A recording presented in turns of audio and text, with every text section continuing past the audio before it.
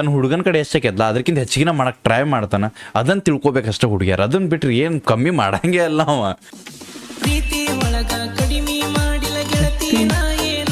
ಏನು ಮಾಡಿಲ್ಲ ಬಾಯ್, ಅವ್ರಿಗೆ ಅರ್ಥ ಆಗಂಗಿಲ್ಲ ಅಷ್ಟೇ ಅದ.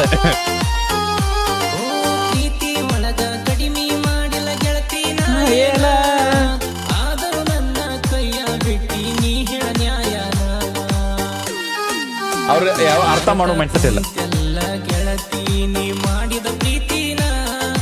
ಮಾಡಿದ ಪ್ರೀತಿನ ಏ ಭಾಯ್,